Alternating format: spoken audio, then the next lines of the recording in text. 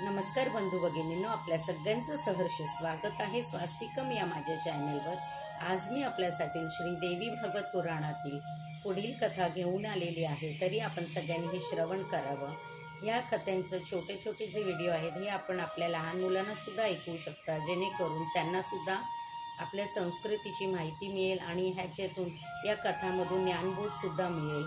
तर आपण नक्कीच आज घरामध्ये लावून मुलांना सुद्धा हे तुम्ही ऐकवू शकता। तर चला मग सुरुवात करूया आजच्या कथेस।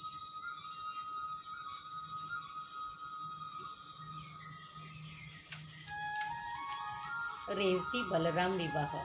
व्यास म्हणाले, हे राजा रेवतक ब्रह्मदेवांना भेटला आणि त्याने आपल्या कन्येसाठी वर कोणता योग्य आहे ते विचारले असता ब्रह्मदेव म्हणाले, हे राजा, तू जे जे राजपुत्र वर म्हणून पाहिले आहेस ते सर्व त्यांच्या बांधवांसह नाश पावले आहेत। तसेच तुझ्या वंशातील सर्वांचाही नाश झाला आहे।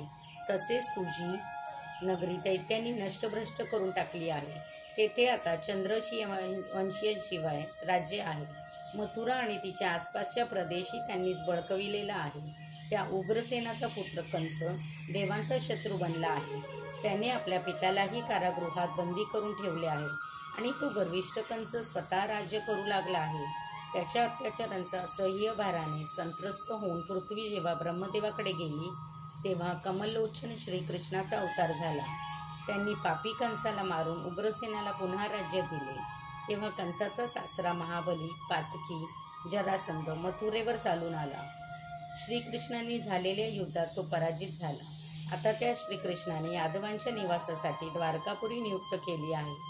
सध्या ते तेथे आपल्या बंधू बांधवांसह जाऊन राहिले आहेत। श्रीकृष्णाचा मोठा भाऊ बलराम प्रसिद्ध आहे। तो शेष अवतार समजला जातो। मोठा ताकदवान आहे आणि नांगर मुसळ ही आयुधे वापरणारा आहे। तोच या मुलीला योग्य वर आहे। तेव्हा त्याच्याशी तुझे कन्याचा विवाह कर असे ब्रह्मदेवानी राजाला सांगितले। राजा लगेच द्वारकापुरीला गेला आणि त्याने आपली कन्या रेवती हिचा विवाह बलरामापाशी करून दिला। नंतर काही काळ लोटल्यानंतर राजाने गंगातीरी घोर तपश्चर्या केली आणि मग स्वर्ग प्राप्ती करून घेतली। श्रीदेवी पर्णमस्तु शुभं भवतु शुभं भवतु शुभं भवतु। ओम नमश्च चंडिकाय। ओम नमश्च चंडिकाय।